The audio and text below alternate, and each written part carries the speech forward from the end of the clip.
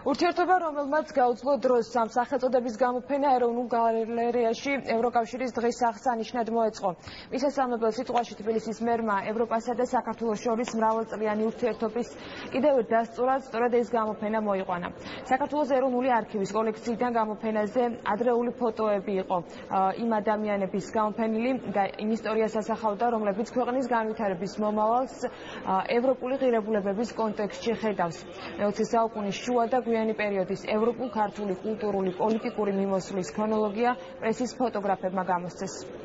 Ჩვენს მოქალაქეებს, რომელთაც აინტერესებთ თუ საიდან დაიწყო და რა სახის ურთიერთობები არსებობდა ევროპასა და საქართველოს შორის. ეს კიდევ ერთხელ ხაზს უსვამს იმას, რომ ტრადიციული და დიდხნიანი ურთიერთობები არსებობდა როგორც სოციალურ-კულტურულ სფეროში, ასევე ეკონომიკის ცალკეული მიმართულებებით და ხაზს უსვამს კიდევ ერთხელ იმას, რომ ამ ისტორიული ურთიერთობებიდან გამომდინარე ჩვენი მომავალი ადგილი სწორედ არის ევროპაში.